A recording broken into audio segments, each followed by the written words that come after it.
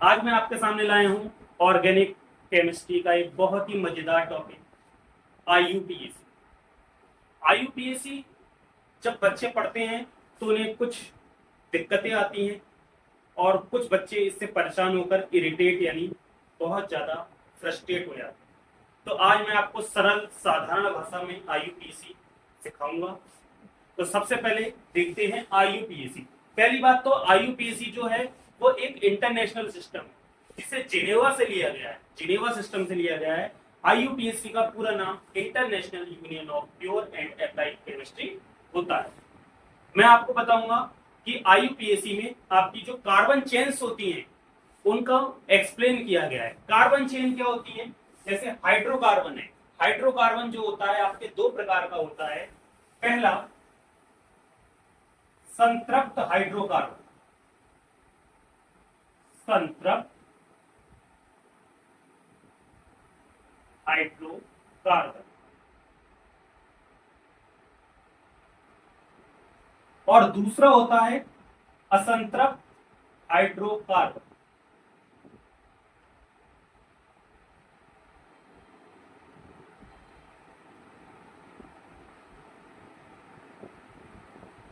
संतृप्त हाइड्रोकार्बन क्या होता है? संतृप्त हाइड्रोकार्बन में कार्बन सिंगल बॉन्ड द्वारा हाइड्रोजन से जुड़ा हुआ होता है। और असंतृप्त हाइड्रोकार्बन में क्या होता है?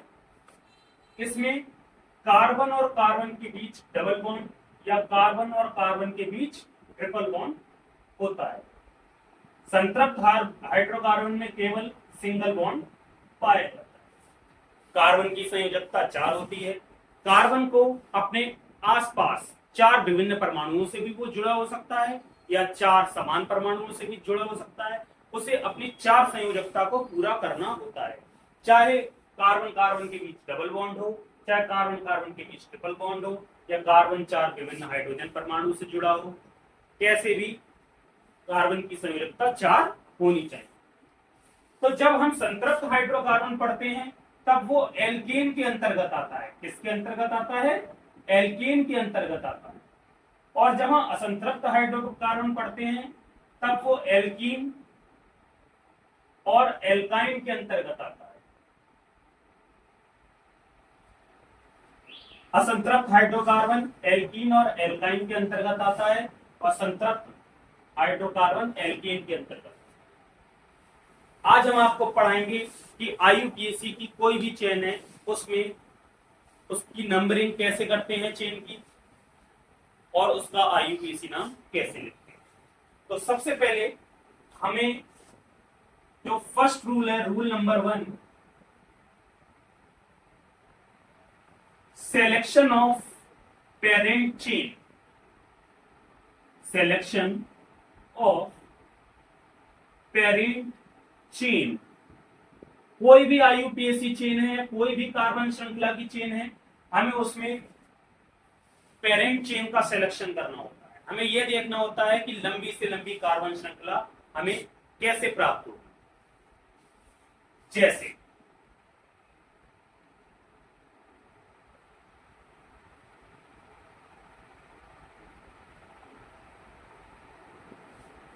ये है, इस चेन में ये सीधी श्रृंखला है, इसमें कोई भी पार्श्व श्रृंखला नहीं है। अब हम इसको पढ़ाएंगे तो हमें ये देखना है कि हम पेरेंट चेन का सिलेक्शन कैसे करेंगे। सबसे पहले हमें ये देखना है नंबर ऑफ कार्बन कितने हैं, 1 2 3 4। तो बच्चों आपको एक चीज में बता दूं, अगर किसी भी कार्बन चेन में एक कार्बन आ रहा है तो उसे मेथ लिखते हैं, 2 कार्बन आते हैं उसे एथ लिखते हैं, 3 कार्बन आते हैं उसे प्रोप लिखते हैं, 4 कार्बन आते हैं उसे ब्यूट लिखते हैं, 5 को पेंट लिखते हैं, 6 को हेक्स लिखते हैं, 7 कार्बन को हेप्ट लिखते हैं, 8 कार्बन को ऑक्ट लिखते हैं, 9 कार्बन को नॉन लिखते हैं और 10 कार्बन को डेक लिखते हैं। और जब हमारी कार्बन श्रृंखला बिल्कुल सीधी होती है तो हमें बिल्कुल भी परेशान होने की जरूरत नहीं होती है। फिर हमें यह देखना होता है कि हम लेफ्ट साइड से चलें या राइट साइड से चलें। जिधर से हमें आसानी होती है उधर से हम नंबरिंग करते हैं। तो बच्चों देखो, आपको मैंने बताया जब सिंगल बॉन्ड पाया जाता है तो वो क्या होता है? एल्कीन। तो एल्केन का जो सफिक्स होता है वो क्या होता है? इन। एल्कीन का जो सफिक्स होता है वो क्या होता है? इन। एल्कीन का जो सफिक्स होता है वो क्या होता है? इन। एल्काइन का जो सफिक्स होता है वो क्या होता है? आइन। सफिक्स को बेटा हिंदी में अनुलग्न भी कहते हैं और प्रीफिक्स को पूर्व लग्न भी कहते हैं। तो बच्चों इसमें 4 कार्बन है और 4 का मतलब 4 कार्बन की श्रेणी को हम क्या लिखते हैं? ब्यूट। और देखिए सभी में सिंगल बॉन्ड पाया जा रहा है, तो ये एल्केन श्रेणी है, तो इसका नाम क्या होगा? इसका सफिक्स हमने जोड़ दिया इन, तो मिलकर हो गया ये ब्यूटेन। तो आपकी कोई भी कार्बन श्रृंखला होगी वो 3 रूपों में ही होगी, या तो वो एल्केन श्रेणी होगी, या वो एल्काइन श्रेणी होगी, या वो एल्केन श्रेणी होगी। Alkane, alkene, alkyne. Carbon chain इन्हीं 3 से मिलकर बनती है, एल्केन, एल्कीन, एल्काइन। इसके बाद इनमें क्रियात्मक समूह यानी फंक्शनल ग्रुप भी आते हैं, उसके लिए मैं एक अलग से वीडियो लाऊंगा, तब आपको बताऊंगा। आज मैं केवल आपको एल्केन, एल्कीन और एल्काइन के बारे में बता रहा हूं। तो रूल नंबर 1 जो है उसमें सिलेक्शन ऑफ पेरेंट चेन यानी कार्बन श्रृंखला का चुनाव, यानी जनक श्रृंखला। पेरेंट का मतलब होता है जो जनक होती है। अब अगर इन पेरेंट चेन में यानी इस आईयूपीएसी चेन में कोई भी आपकी साइड चेन आ जाए। अच्छा देखिए रूल नंबर 2, रूल नंबर 2 क्या है? साइड चेन भी होती है। साइड चेन में आपकी 2 तरीके की चीज हो सकती है, या तो रेडिकल होगा या सब्स्टिट्यूट होगा। रेडिकल को हिंदी में मूलक भी कहते हैं, सब्स्टिट्यूट को प्रतिस्थापी भी कहते हैं।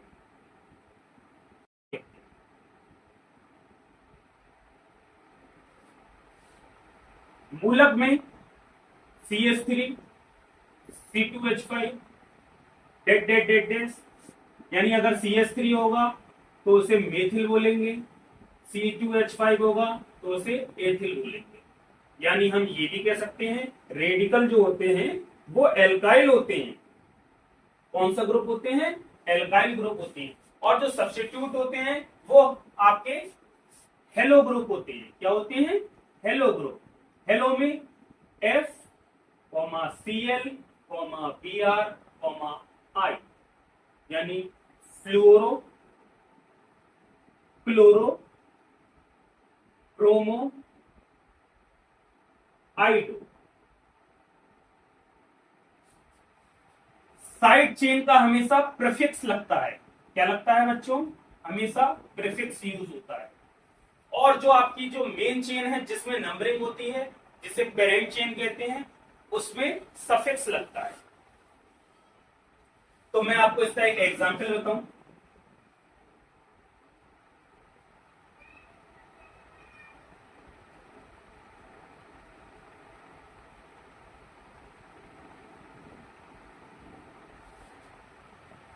ये कार्बन चेन है। हमें इसमें सबसे पहले ये देखना है कि हमारी पेरेंट चेन कौन सी है, यानी हमारी मेन चेन कौन सी है। अगर बच्चों हम लेफ्ट साइड से देखते हैं तो 1 2 3 4 हमें 4 कार्बन की चेन मिल रही है। लेकिन अगर हम 1 2 3 और आगे ना जाकर ऊपर की ओर चले जाएं तब भी हमें कार्बन चेन मिल रही है 4। तो जब हम पे 2 पॉसिबिलिटी हैं, एक सीधी और एक टर्न होगी, तो हम हमेशा सीधी चेन को प्रेफरेंस देंगे। तो हम नंबरिंग के लिए क्या करेंगे? 1 2 3 4 ये वाली चेन को चूज करेंगे। लेकिन बेटा अगर हमें इसकी नंबरिंग करनी है तो हमें ये देखना होगा हम लेफ्ट साइड से नंबरिंग करेंगे या राइट साइड से नंबरिंग करेंगे। तो यही है रूल नंबर 2, जिधर से साइड चेन पास होती है यानी उसे मिनिमम वैल्यू प्राप्त होती है, यानी मिनिमम नंबर मिलता है, न्यूनतम अंक मिलता है, जिस सिरे से उधर से नंबरिंग करती है। अगर हम इधर से नंबरिंग करेंगे तो 1 2 3 यानी थर्ड पोजीशन का ये मेथिल ग्रुप होगा। लेकिन अगर हम राइट साइड से करते हैं तो सेकंड पोजीशन पे होगा। तो बच्चों हमें किधर से नंबरिंग करनी है? राइट साइड से। 1 2 3 4। तो 4 कार्बन है, 4 कार्बन के लिए बेटा क्या यूज होता है? ब्यूट। ब्यूट यूज होता है। और सब सिंगल बॉन्ड से हैं तो एन, हमने इसका नाम लिख दिया ब्यूटेन। लेकिन बच्चों ये गलत है, क्यों? क्योंकि हमने साइड चेन को अभी मेंशन नहीं करा है, और हमने क्या कहा था, साइड चेन जब भी आएगी उसका क्या लगता है, प्रीफिक्स लगता है। तो इसका सही नाम क्या होगा? कौन से नंबर पे साइड चेन है? सेकंड नंबर पे। तो आप इसको लिखेंगे 2 डैश, क्या है सेकंड नंबर पे, ये थे। जब आपकी साइड चेन खत्म हो जाएगी उसके बाद आप मेन चेन पे आएंगे जिसपे आपने नंबरिंग करी है। कितने कार्बन? 4 कार्बन, ब्यूट। और ये एल्केन श्रेणी है तो इसका नाम क्या हो जाएगा, ब्यूटेन। आई बच्चों बात समझ में? तो इस कार्बन चेन का क्या नाम हो गया, 2 डैश मेथिल ब्यूटेन। ये 100% करेक्ट है ये नेम। और आईयूपीएसी एक ऐसा सिस्टम है जो टाइम टू टाइम हमेशा अपडेट रहता है, जिसमें बहुत से मतभेद भी होते हैं। कुछ किसी को प्रेफरेंस देते हैं, कुछ किसी को प्रेफरेंस देते हैं, लेकिन अपडेट रूल के हिसाब से मैं आपको पढ़ा रहा हूं, जो लेटेस्ट रूल है बिल्कुल उसके हिसाब से ये 100% करेक्ट है। इसमें आपको ये भी देखना है, जब आप कोई न्यूमेरिक वैल्यू के बाद इंग्लिश का टर्म लिखेंगे तो उसके बीच में आप डैश जरूर लगाएंगे। ये देखिए बच्चों, जैसे मैंने लगाया है, अगर आप न्यूमेरिक वैल्यू के बाद नेक्स्ट न्यूमेरिक वैल्यू को लिखेंगे तो उसके बीच में कॉमा जरूर लगाएंगे, जैसे 1, 2, 3, इस टाइप से। अब अगर आप इंग्लिश के बाद कोई न्यूमेरिक वैल्यू लिख रहे हैं तब भी आप उसके बीच में डैश जरूर लगाएंगे। जैसे बच्चों क्लोरो के बाद आपको लिखना है 2 डैश आइडो।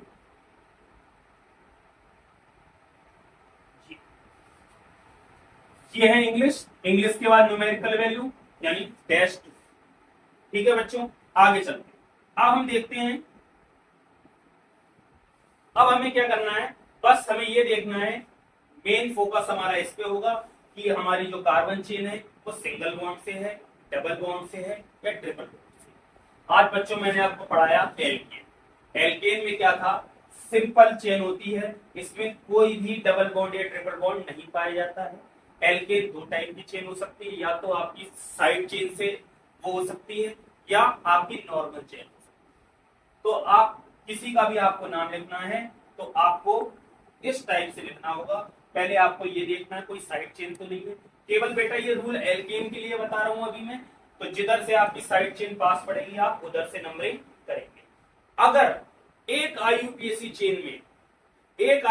चेन में 2 या 2 से अधिक साइड चेन होती हैं तब उसे किस प्रकार करते हैं, देखिए।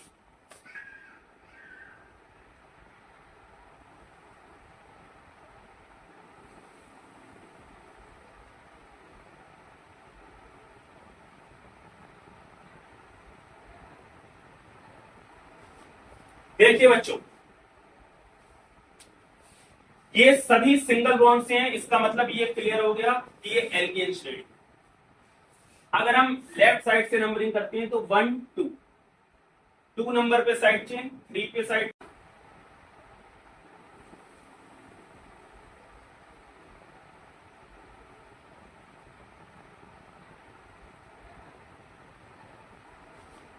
देखिए बच्चों ये सभी सिंगल बॉन्ड से हैं, इसका मतलब ये क्लियर हो गया कि ये एल्केन श्रेणी। अगर हम लेफ्ट साइड से नंबरिंग करते हैं तो 1, 2 नंबर पे साइड चेन, 3 पे साइड चेन, 4 पे साइड चेन। अगर हम राइट साइड से करते हैं तो 2 पे साइड चेन, 3 पे साइड चेन, 4 पे साइड चेन। तो अब हमारी इच्छा है या हमारी मर्जी है, हम लेफ्ट साइड से नंबरिंग करें या राइट साइड से। तो बच्चों क्या लिखेंगे, सबसे पहले साइड चेन को देखते हैं। हम लेफ्ट साइड से नंबरिंग कर रहे हैं 1, 2, 3, 4, 5। तो हमारा 2, 3, 4 पे 3 बार साइड चेन आ रही है, और आप ये देखिए तीनों ही साइड चेन सेम है, तो हम इसे 3 बार लिखेंगे। 2,3,4। मैंने आपसे क्या कहा था, न्यूमेरिक वैल्यू के बाद कोई न्यूमेरिक वैल्यू आती है तो उसके बीच में क्या आता है, कॉमा आता है। और साइड चेन में कोई चीज, कोई भी ग्रुप, कोई भी रेडिकल, कोई भी सब्स्टिट्यूट एक बार आता है तो वो नंबर के बाद वो सब्स्टिट्यूट या रेडिकल लग जाता है या एल्काइल ग्रुप का नाम लग जाता है। लेकिन अगर वो 2 बार आता है तो 2 के लिए टाई का यूज करते हैं और 3 के लिए ट्राई का यूज करते हैं। तो ये कितनी बार आया बच्चों, 3 बार आया है, तो हम इसके आगे क्या लगाएंगे, डैश ट्राई। अब ट्राई क्या चीज 3 बार, Cl, Cl मतलब क्लोरो, तो हम यहाँ क्या लिख देंगे, ट्राई क्लोरो। जब आपकी साइड चेन खत्म हो जाएगी तब आप मेन चेन पे आ जाएंगे और इसमें कितने कार्बन है, 5। तो 5 को बच्चों क्या कहते हैं, पेंट, तो इसका नाम क्या हो जाएगा, पेंटेन। उम्मीद करता हूं आपको ये समझ में आ रहा होगा।